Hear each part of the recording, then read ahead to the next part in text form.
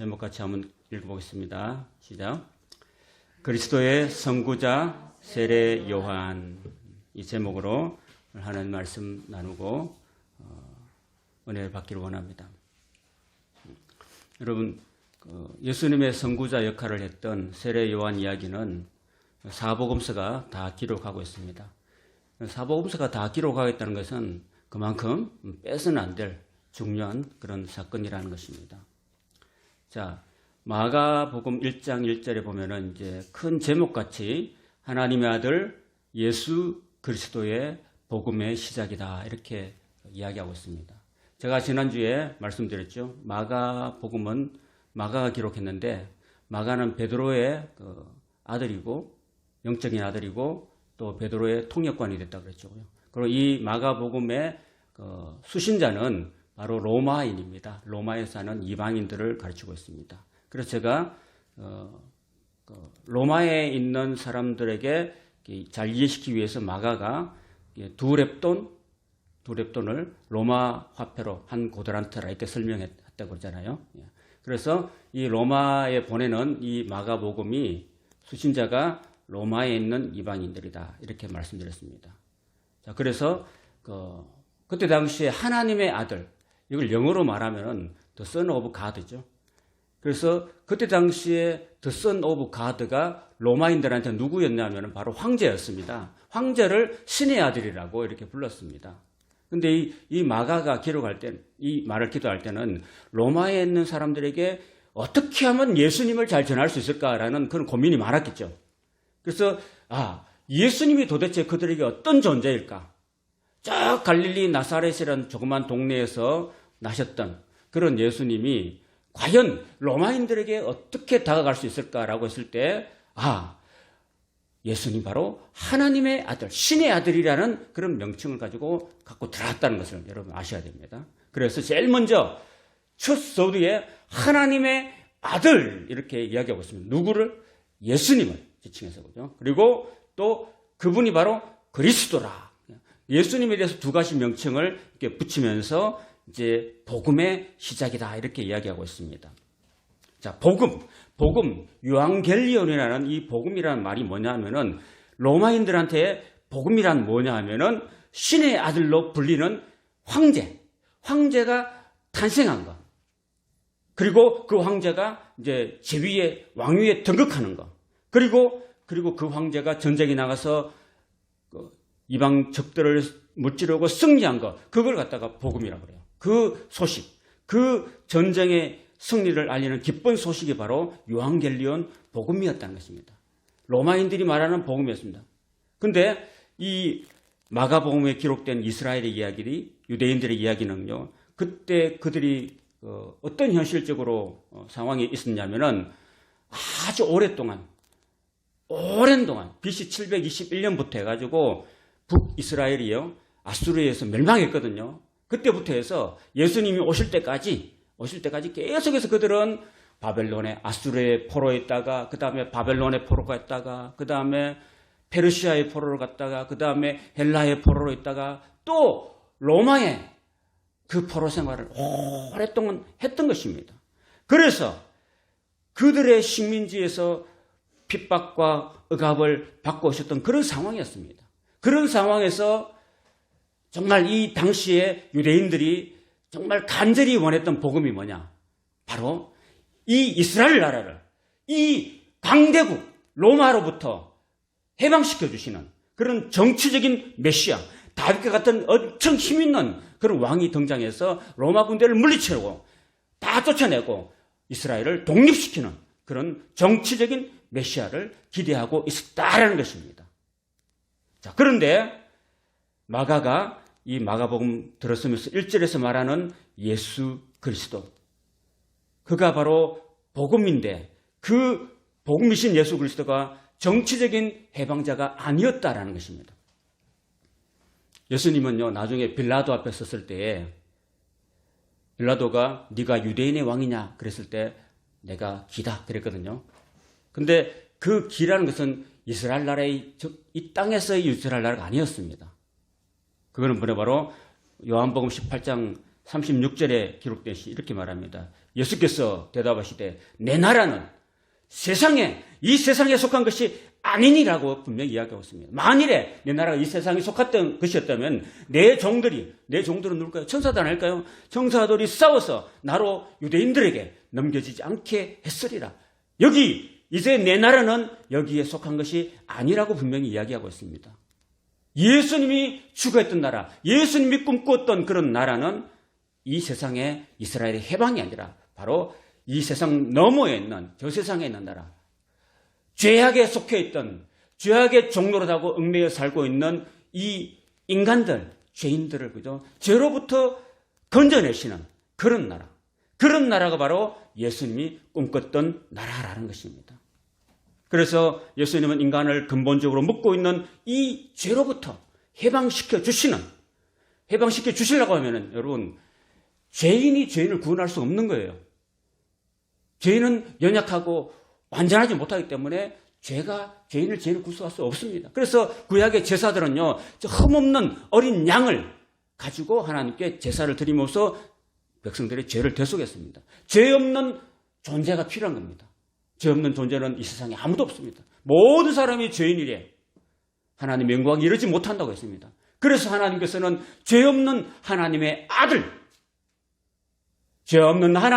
아들을 이 땅에 보내주실 수밖에 없었다는 것입니다. 하나님의 아들, 신의 아들, 이것은 바로 예수님이고 그 예수님이 바로 죄가 없다는 것을 이야기하고 있는 것입니다. 그래서 죄 없는 하나님의 아들이 죄악된 이 세상에 오셔서 인간의 죄를 다 짊어지시고 그리스도가 되셔서 십자가에서 죽으시고 사흘 만에 살아나셔서 진정한 부활자가 되셔서 그동안의 죄와 마귀의 지배를 받고 있는 그 상황을 딱 종결시키고 비로소 예수님이 다스리는, 예수님 자신을 통해서 하나님이 통치하시는 그런 하나님의 나라가 백성들의 삶 가운데, 백성들의 마음속에서 시작되었다고 지금 선포하고 있는 것입니다. 시작이라. 그래서 복음의 내용은 바로요, 하나님이 이제 통치하신다. 하나님이 이스라엘 백성들 가운데서 통치하신다라는 이야기를 하고 있는 것이에요. 그래서 그 얘기가 바로 이사야서 52장 7절입니다. 같이 읽어보겠습니다. 좋은 소식을 전하며 평화를 공포하며 복된 소식을 가져오며 구원을 공포하며 시온을 향하여 이르기를 내 하나님이 통치하신다 하는 자의 산을 넘는 발이 어찌 그리 아름다운가. 여기서 내 하나님이 통치하신다는 겁니다. 하나님이 통치하시는 나라, 그것이 바로 하나님의 나라고, 하나님이 통치하신 그 나라가 바로 우리 죄인들을 구원하시는 나라, 그런 나라가 진정한 하나님의 나라고, 그게 바로 복음이라는 것입니다. 그래서 마가복음은요, 이런 최초의 1장 1절의 말씀을 갖고서 예수님을 통해서 하나님이 다스리는 나라를 이야기하고 있는 것입니다. 자, 그런데 이제 예수님을 그대로 나온 게 아니라 이제 예수님은 이제 구원자지만은 이제 구원자가 나서기 전에 이제 앞에 길을 예비하는 사람이 있는 거죠. 그죠? 그래서 마가는 이제 길을 예비하는 자를 이야기하고 있는 것입니다. 2절에 보면은 선지자 이사야에 그래 보라 내가 내 사자를 내 앞에 보내노니 그가 내 길을 준비하리라 그랬습니다. 사실은 이 2절은요, 이사야의 글이 아니라 어딜까요? 이사야에는 이런 말이 없어요. 말라기 3장 1절에 있는 말씀인데요. 자, 근데 왜 마가가 구약에 있는 선지자의 글을 따왔을까요? 예수님이 오시는 거는요, 그냥 오시는 게 아니라 구약에 계시된 예언의 말씀대로, 약속대로 오신다는 것을 이야기하고 있는 것입니다. 뭔가 예수님의 복음이 어떤 계시적인 말씀의 권위를 갖고 온다는 것을 이야기하고 있는 것입니다. 여러분, 우리가 어떤 신분을 갈 때 나는 대통령이 보낸 사람이야. 그러면 굉장히 권위가 있잖아요. 그렇죠?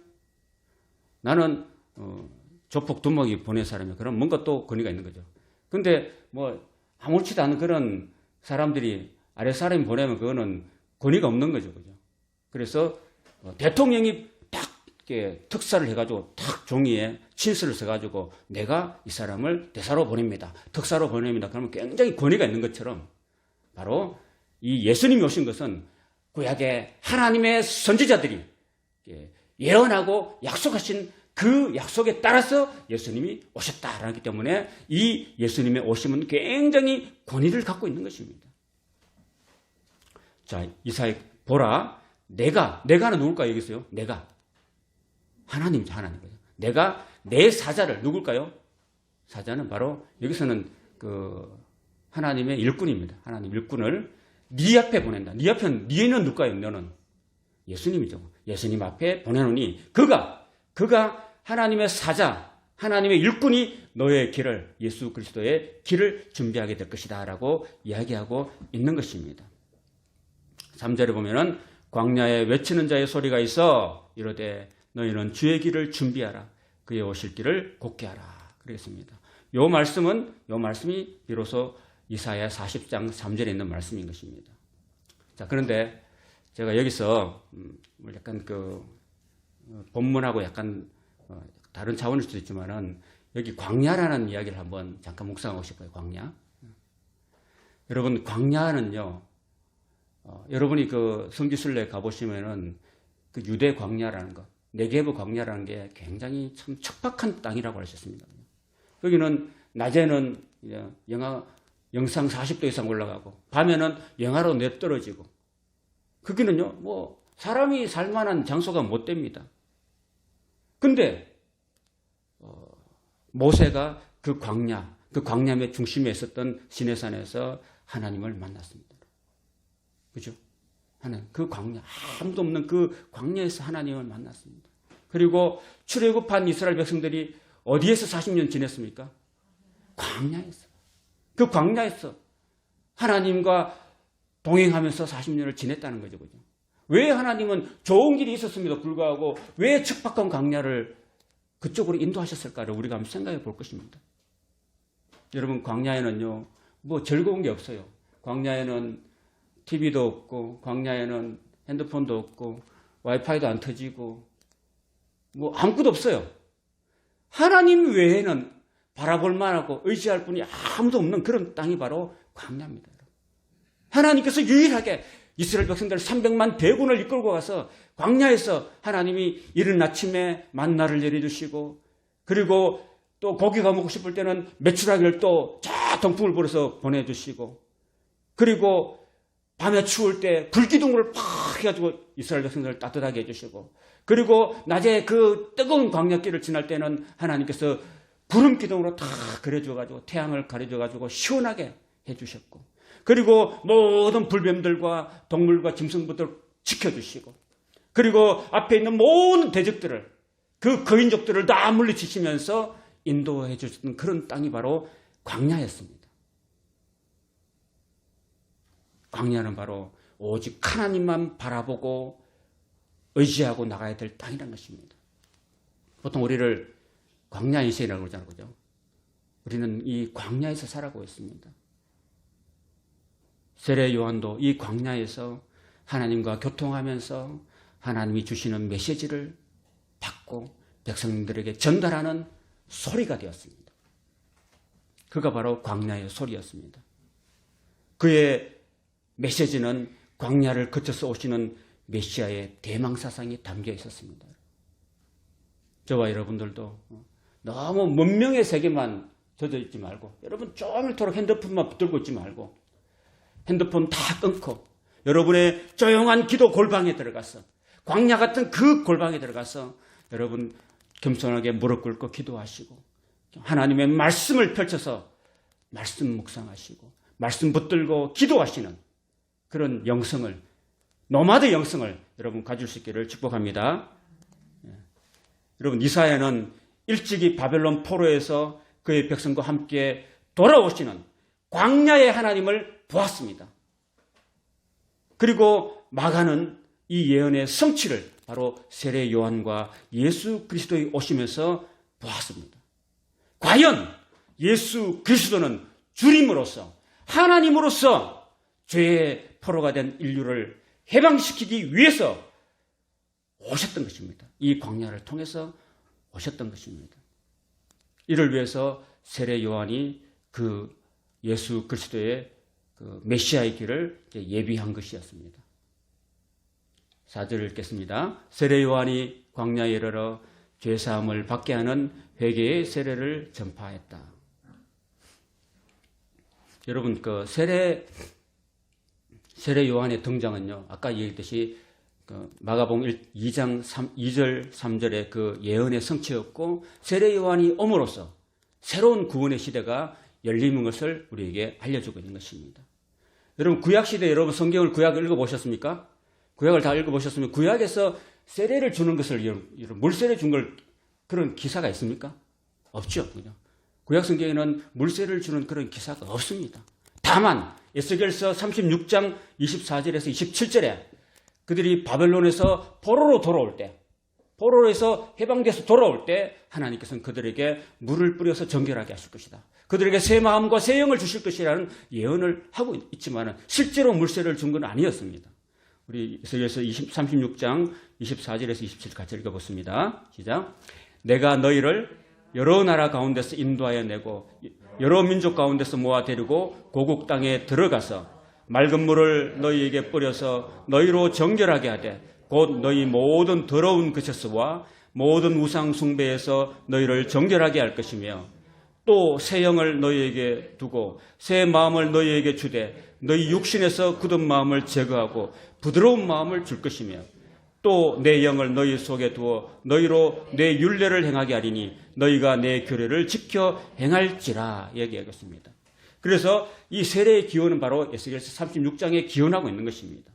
이스라엘이 바벨론에서 죄를 지어가지고 나라가 망하고 바벨론에 가서 70년 동안 포로 생활을 하고 거기서 우리가 하나님께 죄를 짓고 우상을 섬기고 말씀대로 안 살아서 이렇게 우리가 더러워졌구나. 70년 동안 그들은 죄의 그 매를 맞고 난 다음에 바벨론에서 돌아올 때, 회복될 때 하나님께서는 물로 씻어가지고 더러움과 우상 숭배에서 정결케 해주신다는 그런 말씀을 하신 겁니다.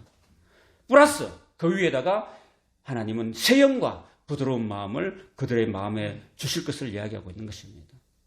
자, 그래서 하나님께서 그들에게 물로 씻어 주신다는 것은 바로 요한의 물 세례를 이야기하는 것이고 그들에게 새로운 영을 주시고 부으신다는 이야기는 바로 예수님을 통해서 성령의 세례를 부어주신다는 것을 의미하고 있는 것입니다. 죄사함을 받게 하는 회개의 세례를 전파했다고 했습니다. 여러분 여기서 죄사함을 받게 하는 회개의 세례라고 했는데 잘 들어보세요. 죄사함을 부여하는 회개의 세례일까요? 그게 아니라 죄사함에 이르도록 하는 회개의 세례입니다. 아시겠어요? 그 세례 자체가 여러분 목사가 이렇게 강단에서 여러분 세례를 주잖아요. 물세례를 줄 때 그 세례 자체가 죄사함을 주는 건 아닙니다. 죄사함을 가져두는 그 상징이고 통로지 그게 죄사함을 부여하지는 않습니다. 진정한 죄사함은 어디서 옵니까? 예수님의 성령 세례를 통해서 오는 거죠. 여러분 죄라는 것은 인류의 모든 불행의 근본 원인입니다. 그래서 죄사함이라는 것은 바로 인류가 행복해지는 그런 첫걸음인 거죠. 그렇기 때문에 모든 사람에게는 죄사함을 위한 죄사함을 받게 하는 회개의 세례가 반드시 필요합니다. 저와 여러분들도 신앙생활을 하면서 말씀을 비춰서 우리가 잘못 살았구나 하는 회개를 하고 그 다음에 고백을 하고 그 다음에 물세례를 받으셔야 되는 것입니다. 한 가지 더 붙인다면은 이제 우리 장로교회는 이제 옛날에는 헌법에 이제 물에 담그는 걸 허락하지 않았는데 이제 최근 들어서 이제 물에 잠기는 것을 허락했어요. 여러분 세례 다 받으셨죠? 받았으면 2번 안 받으니까 이제 자라나는 세대들이 세례 받을 때는 이제 물에 잠글 수 있어요. 물에 잠그는 그 세례를 우리가 받을 필요가 있습니다. 그래야 좀 더 기억나지 않겠어요? 물을 이렇게 조금 뿌려가지고는 뭐 옷도 안 젖고 그냥 좀 의미보다는 정말 한라산에 가가지고 그죠? 다 이렇게 하얀 옷 입고 물 그 형식적이지만은 물에 탁 담가가지고요. 이제 뽀락뽀락뽀락 끓여가지고 도저히 숨을 못 쉴 때, 그죠? 그때 건져내는 거죠. 그렇게 해봐야지. 그래야지 그 사람이 평생 기억에 남겠죠. 세례 받고도 세례 받은 사람처럼 안 살아요. 그게 문제인 거죠. 그래서 저는 침례교가 참 좋다고 생각해요. 침례교가 침례를 받잖아요. 완전히 예수님 요단강에서 확 잠겼다가 그냥 꼬글꼬글 할 때 이제 일어나, 날 때. 그러니까 완전히 죽는 거죠, 옛사람인 거죠. 자, 그래서 이 죄사함을 받기 위해서는요, 단 한 가지 필요한 게 있습니다. 그것은 바로 어린 양 대신 예수 그리스도의 피 흘림이 꼭 필요한 것입니다. 그래서 히브리서 9장 22절에 이렇게 말합니다. 율법을 따라 그의 모든 물건이 피로서 정결하게 되나니 피 흘림이 없은즉 사함이 없다고 했습니다. 그래서 예수님이 십자가에서 피 흘리시고 죽으신 거예요. 5절 읽겠습니다. 온 유대 지방과 예루살렘 사람이 다 나아가 자기 죄를 자복하고 요단강에서 그에게 세례를 받더라 그랬습니다. 그럼 세례 받을 때 뭐 했다고요? 그냥 나와서 세례 받은 게 아니고 뭐 했다고요? 온 유대 지방과 예루살렘이 다 나와서 세례요한 앞에 나와서 그 앞에서 자기 죄를 자복했다는 것입니다. 여러분 그 구약의 레위기에 보면요, 레위기에 보면 5가지 제사가 나오거든요. 그 속죄제 속건제를 드릴 때는 반드시 자기 죄를 자백하라고 이야기했습니다. 자기 죄를 자복해야 돼요. 자복이라는 것은요, 내가 내 죄를 고백하는 거예요. 고백하는데 3가지를 고백해야 돼요. 첫째는 내 스스로에게 죄를 인정해야 됩니다. 내 스스로. 여러분 자기 자신의 죄를 잘 고백 안 하죠. 여러분 서로 싸워요. 둘이서 싸웠는데 자기 죄를 잘 고백 안 하죠. 상대방 죄를 자꾸 지적하지 자기 죄를 고백 안 하죠. 그죠? 인간이 그거거든요. 그래서 스스로가 죄를 인정할 수 있어야 됩니다. 자기 스스로에게. 그래서 그 누가복음 15장 17절 18절에 보면은 그 집 나간 탕자가 나중에 스스로 돌이키거든요. 이에 돌이켜 이렇게 씁니다. 이에 스스로 돌이켜 이르되, 그 이에 스스로 돌이켜 이르되는 말은 스스로의 그 죄성을 고백하고 인정하는 거예요. 내 아버지 제게는 양식이 풍족한 풍풍이 얼마나 많은가. 나는 여기서 줄여 죽는구나. 이렇게 자기 스스로를 돌아보면서 자기의 그 죄악을 고백하는 거예요. 여러분 집 나갈 때는 당당하게 나왔죠. 잘난 척하고 나왔잖아요. 근데 거지가 되어가지고 나중에 돌아올 때는 내가 하늘과 아버지 앞에 내가 죄를 지었다고 스스로 고백하잖아요. 그죠? 고백하고 이에 스스로 돌이켜서 이제 이렇게 고백하는 스스로의 그 잘못을, 스스로의 죄성을 인정하는 그런 모습이 필요하다는 것입니다. 두 번째는요, 또 고백해야 될 것이 바로 내가 상처를 준 사람한테 내가 고백을 해야 됩니다. 내가 잘못하고 내가 그 사람에게 괴롭히고 내가 잘못한 그 대상을 찾아가지고 그 사람에게 사과하고 잘못을 고백하고 그 다음에 하나님께 죄송하다고 고백해야 돼요. 만일에 내가 사람들을 괴롭히고 사람들의 돈을 떼어먹고 사람들을 힘들게 만들고 나 때문에 다른 사람이 많은 피해를 받는데도 불구하고 그 사람을 찾아가서 진정으로 사과하고 용서를 구하지 않고서 하나님께만 죄를 고백한다면 그 고백은 무효입니다. 그렇죠? 그래서 마태복음 5장에 보면 예수님께서 너희가 만일에 예배를 드리다가 제단 앞에 예물을 드리다가 만약에 화목하지 못한 형제가 있다면 예물을 제단 앞에 드리고 먼저 가서 그 사람과 화해하고 문제를 해결하고 그 다음에 와서 예물을 드리라고 이야기하고 있습니다. 그래서 우리는 인간과 인간 사이에 그 잘못을 먼저 고백하고 서로 고백하고 난 다음 이 고백이 필요한 거예요. 이게 자백의 또 하나의 것입니다. 그 다음에 하나님께 죄를 고백하는 겁니다. 여러분 1908년에 평양 장대현 교회에서 여러분 성령의 불이 떨어진 이유가 어디 있습니까? 거기에 성경 사경을 하다가 어느 그 교회 장로님이 그죠? 그 재정부를 담당하신 것 같은데 제가 여러분 말씀을 듣다가 마음이 찔린 거예요. 말씀이 찔려가지고 제가 교회 재정 장로로서 제가 사업을 하는데 사업이 한테 돈이 부족하고 또 급박해서 제가 교회 돈을 가지고 융통해서 썼습니다. 그래서 갚지 못했습니다. 제가 교회 돈을 횡령했습니다라고 그 수없이 많은 모인 그 무리들 성도들 앞에서 그 회중 앞에서 자백을 한 거죠. 그죠? 그러니까 사람들이 저게 장로냐 이렇게 한 게 아니라 그렇게 고백했을 때 이렇게 나도 나도 그랬습니다. 나도 그랬습니다 하고 다 나와가서 그죠? 다 나와가지고 회중 앞에서 고백했어요.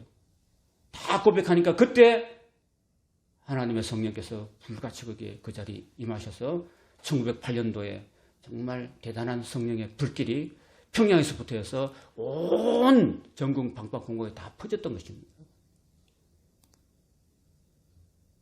오늘 우리도 이런 진실된 이런 죄의 자백을 할 수 있기를 바랍니다. 사실 뭐 어떤 요즘에 그냥 세례 받을 때 너무 형식적으로 세례를 주는 것에 저는 동의하지 않습니다. 세례 줄 때 정말 말씀을 읽어보고 정말 내가 죄인이라는 사실을 깨달아야 돼요. 안 깨닫고는 세례를 주나 마나죠. 깨닫고 그 다음에 내가 말씀대로 살지 못했다는 거, 그동안 내가 정말 내 중심으로 살았고 하나님 없이 살았다는 거, 이런 것을 다 고백하고, 그리고 인간들끼리 내가 잘못했던 것들 다 이거 말씀에 비춰서 잘못하는 것도 찾아가서 고백하고, 그 다음에 나와서 하나님께 고백하고, 그 다음에 세례를 받는 거죠. 해야 되는 거죠. 쉽지는 않지만 그렇게 해야 되는 것입니다. 그리고 이제 세례를 받는 거죠. 세례라는 것은 물에 잠긴다는 것인데, 죄악된 나의 옛사람을 예수와 함께 장사 지낸다는 그런 의미가 담겨 있는 것입니다. 그게 물세례인 거죠. 저는 사실 옛날에 고등학교도 제가 학습과 세례를 받았는데, 정말 지금 심정 같으면은 진짜로 한번 회개하고 받고 싶어요. 진짜로. 그럼 좀 그러고 싶지 않아요? 그죠? 자, 6절 읽겠습니다. 요한은 낙타 트롯을 입고 허리에 가죽띠를 띠고 메뚜기와 석청을 먹었습니다. 세례 요한의 의식주 생활은 어때요? 이거 딱 보고 광야에서 잠을 자고 낙타틀 옷을 입고, 낙타틀 옷 여러분 보셨어요? 낙타틀이 굉장히 까칠까칠하다는 거죠. 거칠고 거친 옷을 입고 허리에 가죽띠를 띄었습니다. 그 거친 그 낙타 트롯을 가지고 입고 있으면요, 광야에 바람이 많이 불잖아요. 그러면 그게 막 상체를 찌를 수도 있는 거죠. 옷이 찢어질 수도 있기 때문에 이 가죽띠를 뗐습니다. 이 옷차림을 보면 누가 생각나요? 예? 거지. 구약에 누가 이렇게 입었어요? 구약에 이렇게 트롯을 입고 허리에 가죽띠를 띈 사람이 누구였어요? 바로 엘리야 선지자. 예수님께서 말라기 3장 1절을 보면 내가 예언자 엘리야를 보내겠다고 그랬어요.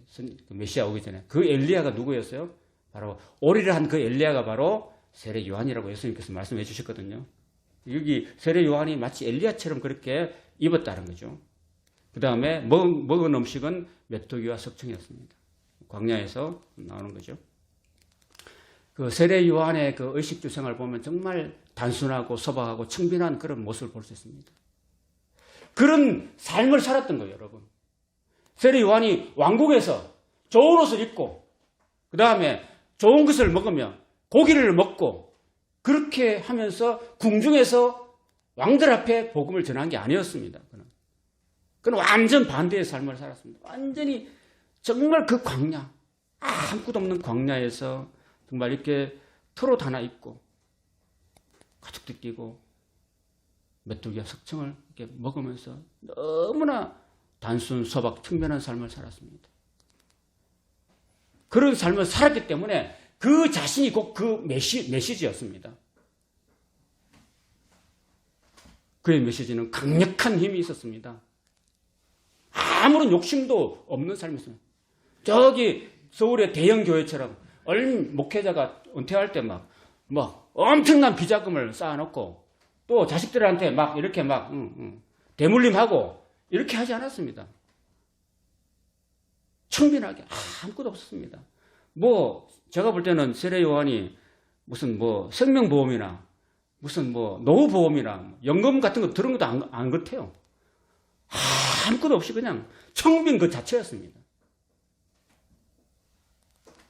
테레사 수녀처럼 그냥 가방 한 개에다가 옷 한 개하고 신발 한 개하고 성경책 하나 딱 들고 어디로 보내든 이게 가는 거죠, 그죠? 그런 자세를 갖고 살았기 때문에 위대한 그런 선지자가 되었던 거죠. 그죠?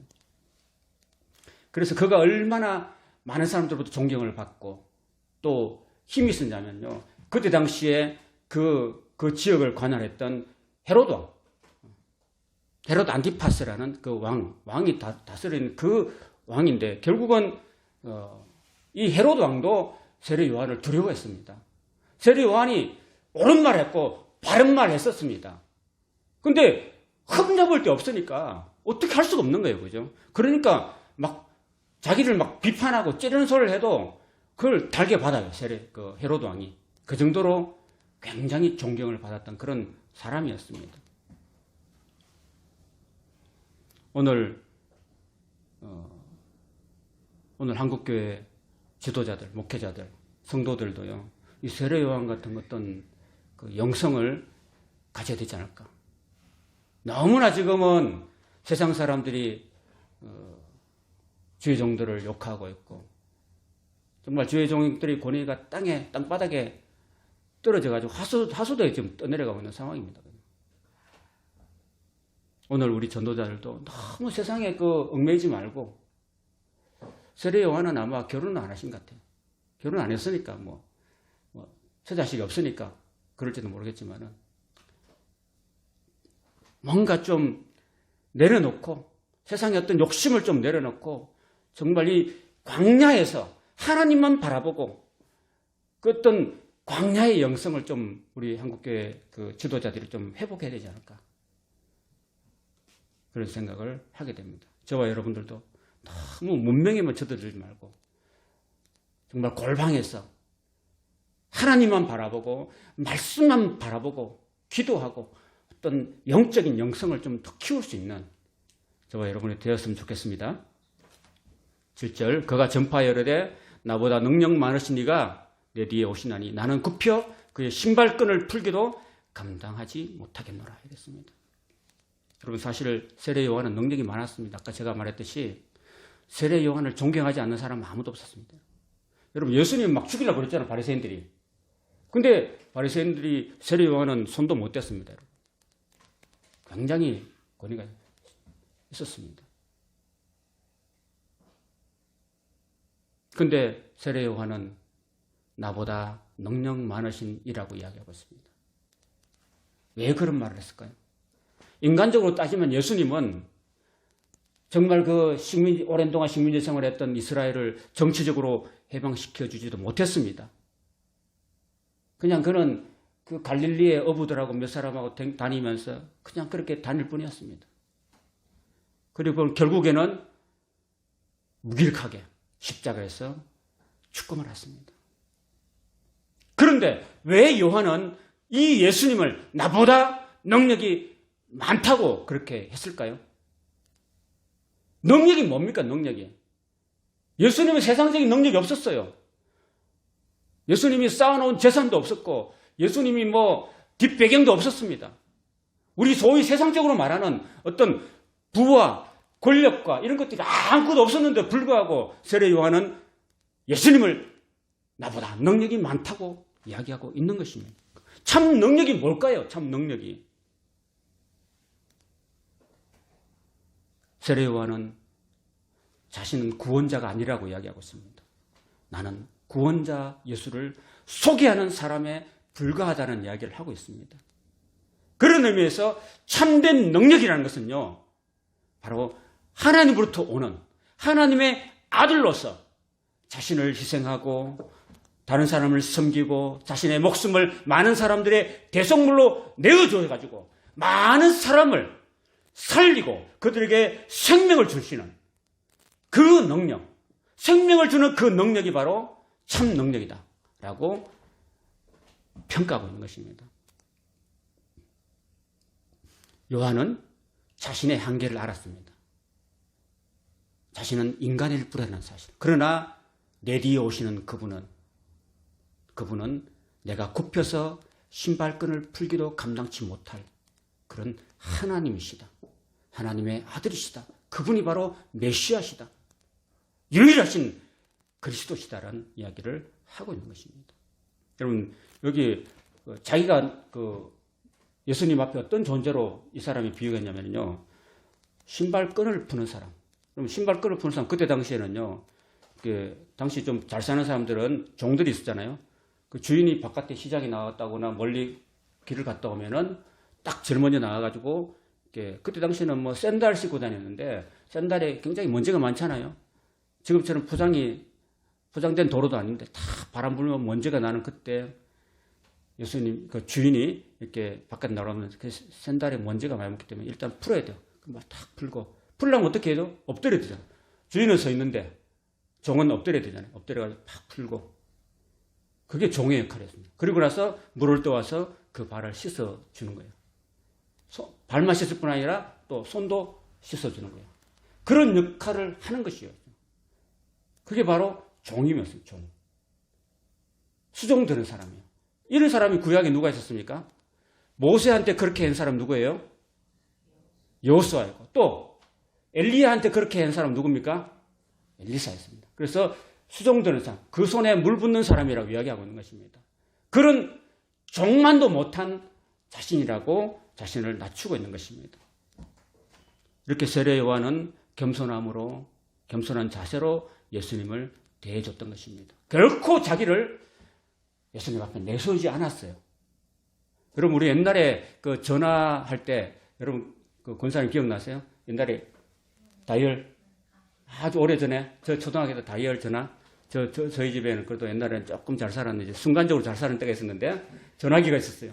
자전거도 있었고. 근데 이제 515분, 지금도 기억해요. 515분인데 탁 돌려요. 그러면 탁 돌려가지고 교환 바꿔주면요. 교환이, 50 몇 분 바꿔주세요 하면 교환이 이렇게 팍 바꿔줘요. 교환이, 잠시만 기다리세요 하고 탁 53분 딱 연결돼요. 그래서 세례 요한은 바로 그 전화의 연결수 같은 그런 역할을 했다는 것입니다. 이스라엘 백성들과 하나님 사이에, 예수 그리스도 사이에 딱 연결만 해주고 자기는 사라지는, 딱 때가 되면은 사라지는 그런 존재의 역할을 했다는 것입니다. 절대로 자신을 내세우거나 하지 않았다는 것입니다. 굉장히 자신을 죽이고 겸손하게 자신의 사명에 충실했던 그런 사람이었다는 것입니다. 그런 세례 요한을 보면서 오늘 우리도 너무 교회에서 잘난 척하거나 하지 말아야 되는 거죠. 나는 너희에게 물로 세례를 베풀었거니와 그는 너희에게 성령으로 세례를 베푸시리라. 인간이기 때문에 나는 물세례 주는 것이 내 한계다 이야기하고 있습니다. 사람으로 불러가지고 그래 너는 이런 잘못했으니까 이런 잘못을 고백했으니까 내가 그 정표로 물세례를 준다. 이게 다였습니다. 그게 세례 요한의 역할이고 그게 다였습니다. 그러나 내 뒤에 오시는 그 예수 그리스도는 하나님의 아들은 너희에게 성령으로 세례를 베푸실 것이다. 이렇게 얘기하고 있습니다. 그 성령 세례가 오늘 저와 여러분들에게 반드시 필요한 것이죠. 자, 오늘 마가복음 1장 1절에서 8절까지는 바로 예수님의 선구자였던 세례 요한에 대해서 이제 다루었습니다. 여러분, 세례 요한은 예수님의 앞길을 준비하는 그런 사람이었습니다. 그리고 그는 항상 겸손함으로 예수님 앞에 겸손한 자세를 끝까지 잃지 않았습니다. 그리고 세례 요한은 광야에서 오직 하나님만 바라보면서 청빈하게, 소박하게, 단순하게 살면서 하나님과 교통하며 놀라운 영성을 가지고 백성들을 하나님께로 이끄는 그런 사명을 감당했습니다. 오늘 저와 여러분들도 세례 요한을 닮아서 예수님의 앞길을 예비하는 그런 삶을 살아갈 수 있기를 바랍니다. 아멘. 찬송하겠습니다.